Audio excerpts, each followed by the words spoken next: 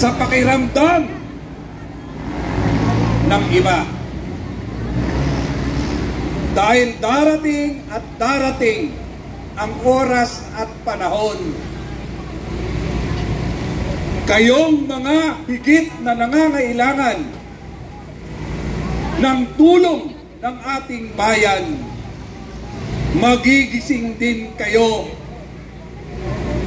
at higit sa lahat, titindig kayo, sasama kayo sa labang ito na para sa inyo.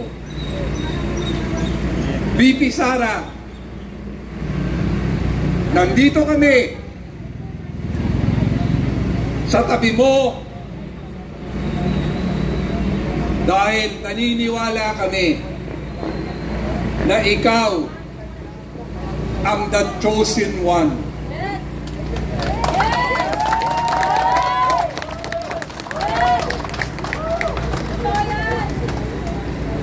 Hinabilin kami ng Diyos sa iyo. Kaya pagpasensyahan mo ang mga kababayan naming ipinaglalaban mo.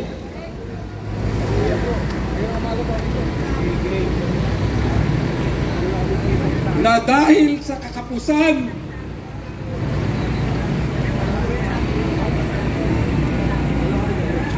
dahil sa kakulangan, naapektuhan na ang kanilang prinsipyo.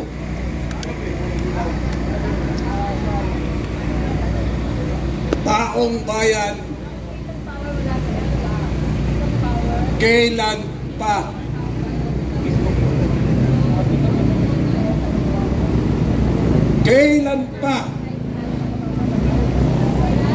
kayo kikilos? Kilos na. Tingnan mo ang membro ng pamilya mo. Tingnan mo ang mga anak mo kung deserve ba nila ang paghihirap ninyo ngayon. Mayaman ang bansang Pilipinas, kaya lang nilalapastangan ng mga ilang bulaang lingkod bayan. Lord, ano pa ba ang dapat naming gawin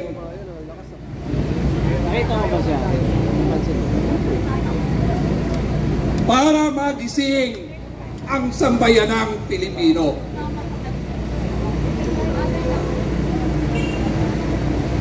Kailangan pa magbuwis ng buhay? Kailangan bang mga sakuna pa na mas malala sa sakunang naranasan namin? Kailangan bang ang taong bayan ang magbayad sa kawalangian ng mga lingkod bayan? Huwag po nating hintayin, taong bayan, na merong mas higit na masaklap na pagsubok na ibibigay sa atin bago tayo magising sa katotohanan. Kailangan pa bang kayo mismo ang maapektuhan? Kailangan pa ba na kayo mismo, membro ng pamilya nyo, ang mabiktima bago kayo magising?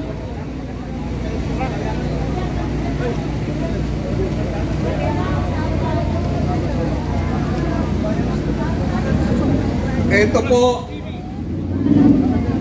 simula, hindi kami aalis dito hanggang hindi kayo darating DMR. Nasaan? sa labang ito. Si DMR. Wait lang kuya. Kahit 10 lang kaming matira rito, Batato. Ay kuya. di baling 10 ang matira. Kaya ito meron.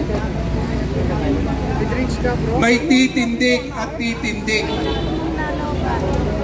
sa tama. Para po sa inyo lahat.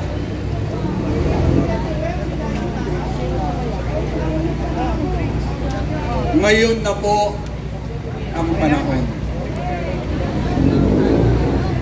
Ngayon na po ang oras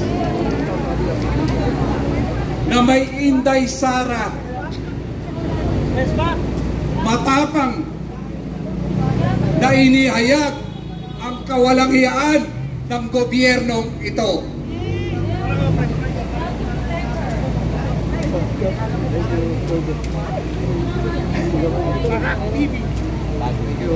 Kung mahal nyo ang pamilya nyo,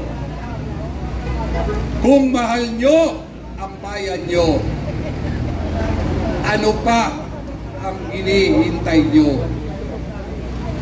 Walang himala. Ulitin ko, walang himala. Hoy! Gumising ka, punta ka rito, at doon magkakahimala. Duterte! Duterte!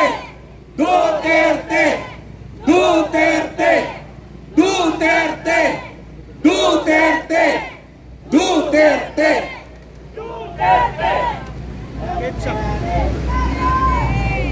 Mga kababayan,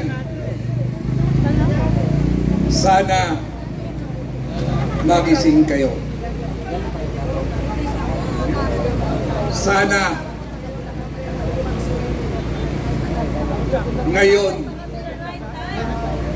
ang tamang oras. Hihintayin namin kayo! Hihintayin namin kayo na magising kayo sa inyong pagkatulog-tulugan. Huwag katakutan ang kawalang-hiyaan. Huwag katakutan ang paninigil ng karapatan. At higit sa lahat, huwag isuko ang ating karapatan. Dahil ang nangyayari kay Atty. Lopez, nangyari na sa iba, nangyari sa ordinaryong tao, nangyari sa isang abogada, mas masaklap ang mangyayari sa inyo pag nananatili kayong walang kibo. Tandaan nyo, hinihintay namin kayo dito. Duterte! Duterte! Duterte! Duterte! Duterte! Duterte! Duterte! Duterte! Bayan ko, kay hirap kong ipaglaban. Bayan ko, para sa iyo ito. Kababayan ko, bakit bingi ka? Kapwa ko, bakit wala kang pake?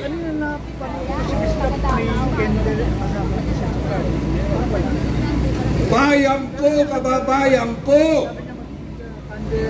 kailan ka magigising?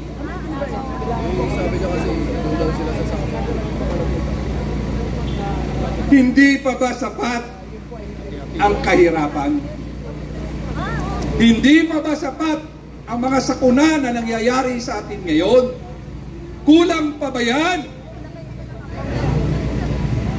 Kulang pa ba yan para mamulat kayo na tayo ang gagawa ng paraan para ma-resolbahan ang ating kahirapan at ang mga kabalastugan ng taong gobyerno?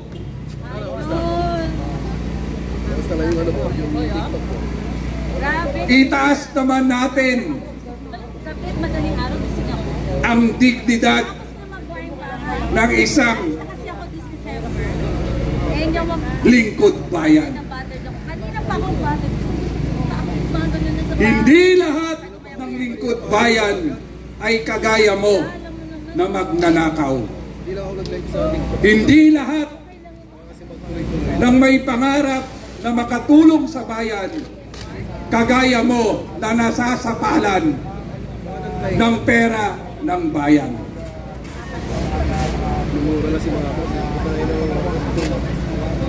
Pero ang nakakalungkot, kayong taong bayan na hanggang ngayon nakikiramdam. Gising. Salamat. Hihintayin namin kayo rito. Mabuhay. Yes, ma'am. Ariyo kayo, ma'am. OFW ka lang. Okay, ma'am. Kayo yung mga bayani. Kararating lang po. At dito po sa atin ngayon, kasama natin ang isang OFW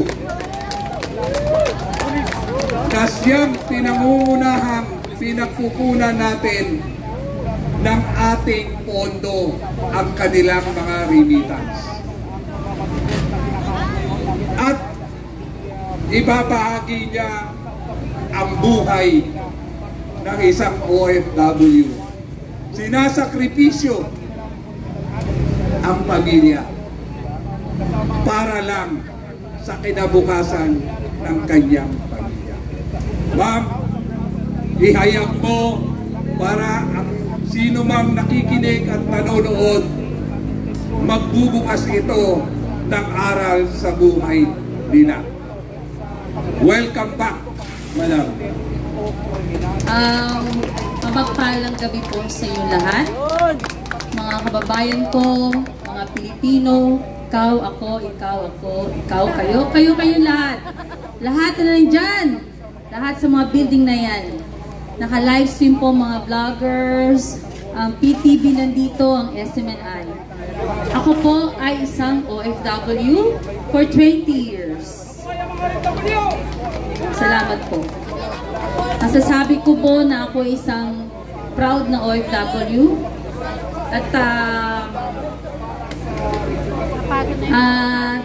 dumating ako dito sa bansa September na naranasan ko nakita ko yung siege ng KOJC. I'm a Roman Catholic but hinahangakon ko ang katapangan ng mga taga Davao because my father and my mother is a Bisaya and I proud Bisaya and I'm proud Filipino, of course. So ganito yon. Bothered ako, kanina pa ako bothered. Why? Because hindi dahil hindi pinaglalaban natin mga kababayan, ito na yung para sa kinabukasan ng mga anak nyo, ng susunod henerasyon. Am I right? Kasi nandito tayo dahil ayaw na natin yung ginagawa ng gobyerno. So pinaparating natin sa House of Crocs. Dati ginagalang natin the House of People. Now we're calling them the House of Crocs, not the House of Representative, right? Tama? Okay. Laki noon, ginagalang natin sila dahil ngayon hindi na. So given na yon, nandito tayo, tumitindig dahil tayo ay may prinsipyo. May prinsipyo tayong bawat isang Pilipino. Prinsipyo pinaglalaban natin. Kaming mga OFW kumakatawan on behalf of OFW around the world and all the immigrants. we have the big contribution of this country, right? Am I right? Yes.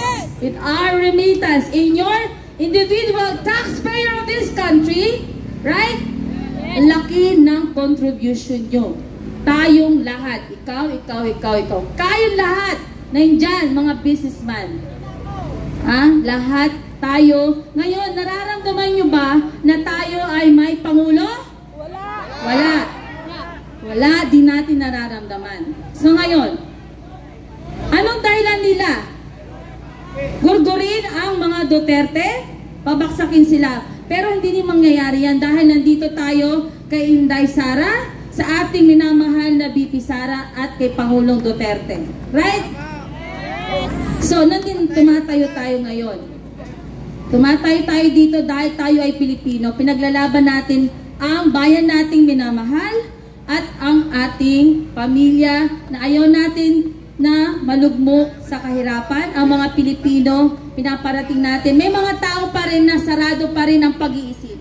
Tama, sarado pa rin sila hanggang ngayon. So ngayon, pararating natin through your social media platform.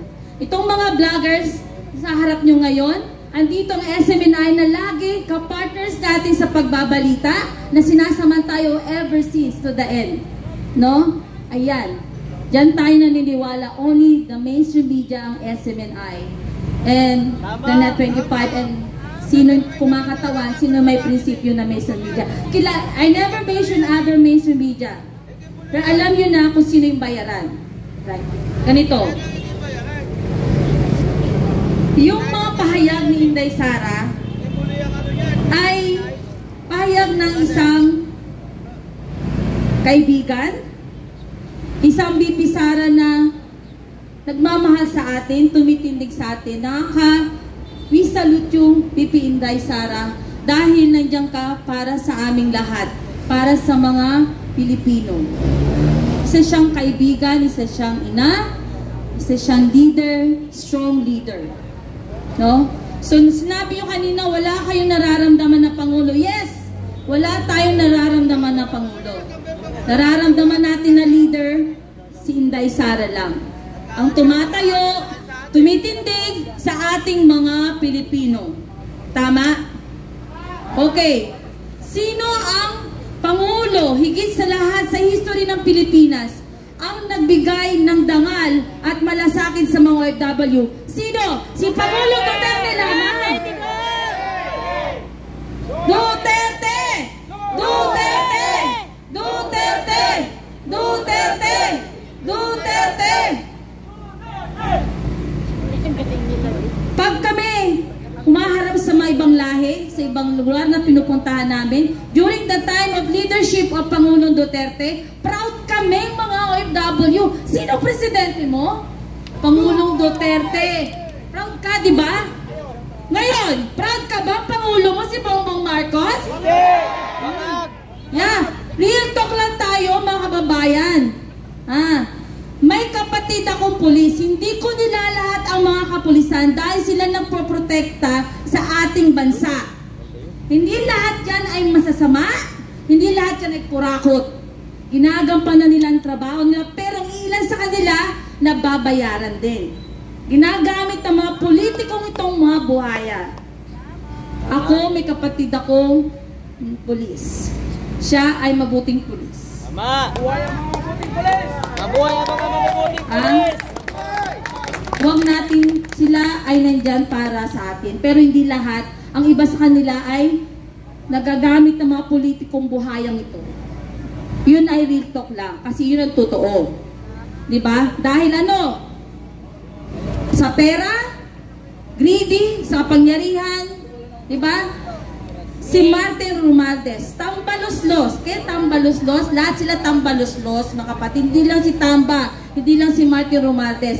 Ang kapal ng mukha niya, hindi siya binoto ng milyong-milyong Pilipino. Nanalo lang siya sa district niya at alam nyo paano siya nanalo dahil nagdaling na sa bibig ni Inday Sara. Kaya siya nanalo dahil sa pera, sa power, pananakot, sa mga katunggali niya. Kaya nananawagan kami sa isa, mga kababayan sa Tacloban ng 1st District, Nene Bacale, iboto nyo siya. Siya ang papatumba kay Tambaluslos, kay Mater Romualdez. Kung gusto nyo ng pagbabago, kayo dyan sa Tacloban, huwag nyo nang ibalik. Ang lantikada na sila dyan, ang palengke ng Tacloban ay dugyot. Ang kalsada ng Tacloban, mabaho. Walang concrete na kalsada. Walang maayos na parking. Maputik. Yan ang sinasabi. Paulit-ulit namin sinasabi sa mga live namin. Kasi vlogger din ako, OFW vlogger din ako. Sinasabi namin sa every time live namin, ito, yung mga yan, i-follow nyo lahat sila. I-follow yung mga vlogger na yan, mga political vlogger na yan. At ito pa, Mr. President, huwag mo nang hintayin pa na kaming lahat ay kalagkarin ka pababa ng Malacanang. Huwag mong hintayin na nangyari sa hintay mo, sa tatay mo ay mangyari sa'yo. The history will repeat itself. Dahil kakampi natin ang Panginoon Diyos, ang Panginoon Diyos ay hindi natutulog. Kakampi nila ang demonyo. Si Satanas nandoon sa loob ng Malacanang. Nandoon sa loob ng Congress, the House of Rocks. Mga kabayan, kaya ko sinasabi to dahil ako isang Pilipino. Pilipino ka. Wala ka bang pake? Wala kang pake sa mga sa paligid mo? Yung mga kabataan ngayon nawawala, binabalita ba yan sa mainstream media? Ayan, gusto ko i-blow out ngayon dyan mga kapatid. Mga palangga. Hindi binabalita ang mga nawawalang kabataan. Tama. Dahil doon sila nakafocus sa House of Crocs, sa demolition job nila sa mga Duterte at sa mga alay na to. Sinong kakampi ng mga Duterte, pinapatumba nila. Diyan sila nakafocus. Diba? Dahil binabayaran sila dyan.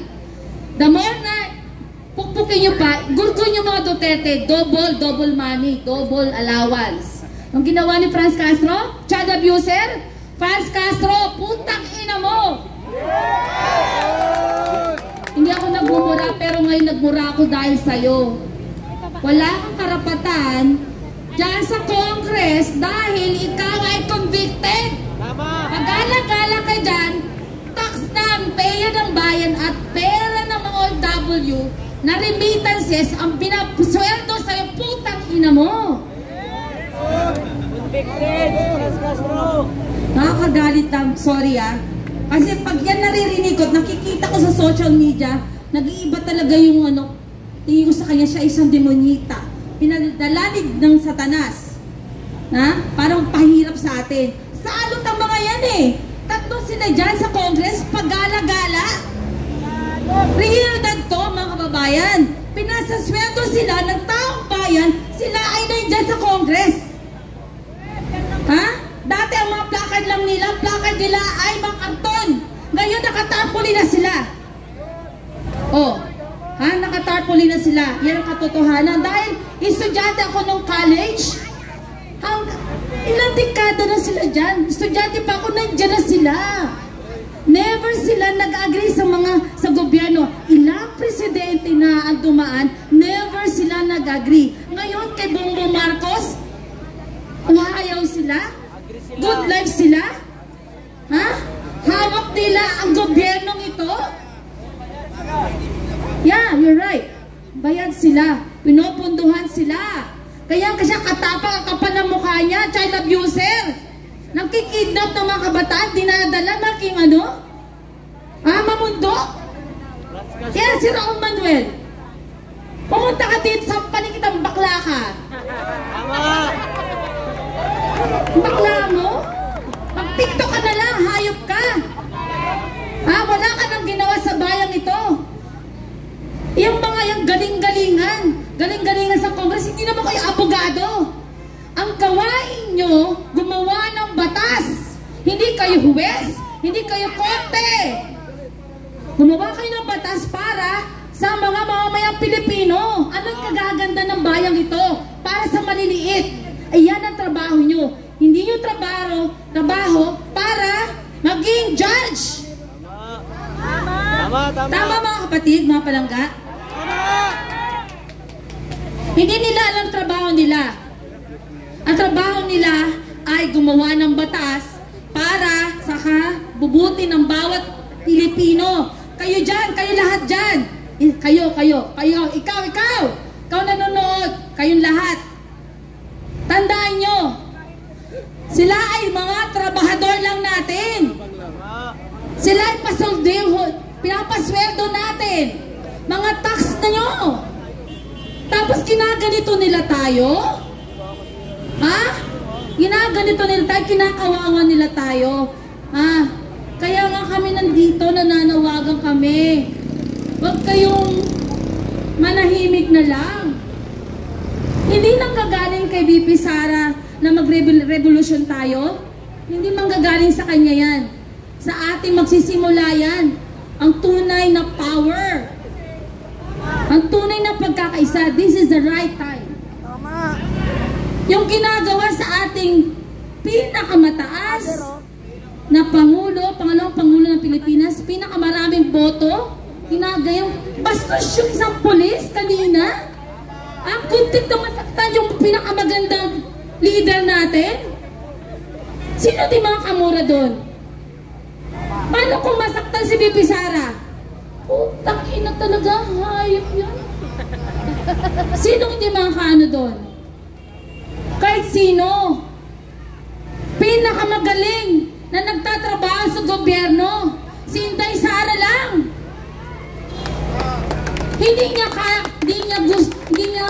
Hindi niya kailangan yung mga politiko na yan. Kaya niya magtrabaho mag-isa.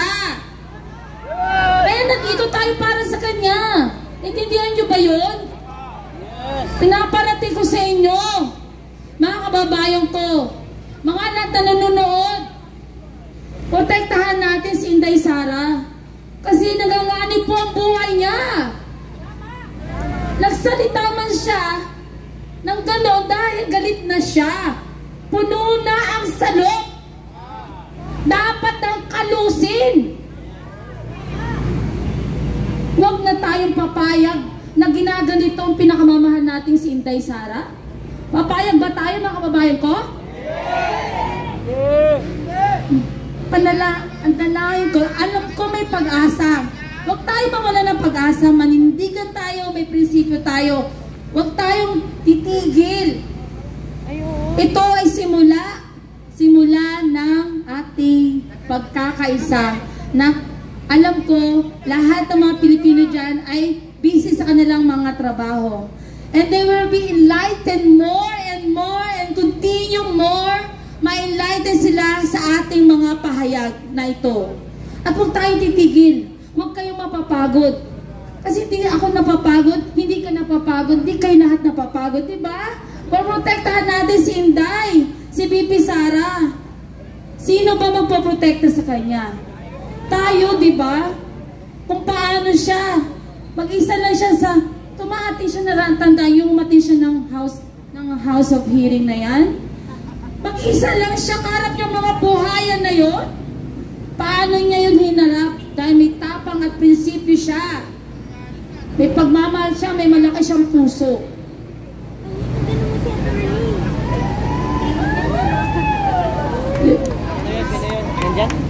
Duterte! Duterte! Duterte! Duterte! Duterte! Duterte! Duterte! Duterte! Duterte! Ito pa mga kababayan, recap lang kay PRD. He's already 79-year-old, right? Pero kinaya niyang harapin ang mabuhayan na yan. Pero natalo sila. Pinaglaruan lahat sila ni PRD dahil ganun katalino ang ating pinakamagaling na presidente, si Pangulong Duterte. We love you, Tatay Digong. We love you, VP Sara. Nandito kami para sa'yo. Hindi kami titigil. Hindi kami patitinag. Kapit lang. And we pray for you at kay Attorney Lopez. Nandito kami para sa iyo. And mabuhay po kayo lahat na nandito ngayon. Mabuhay ang mga Pilipino.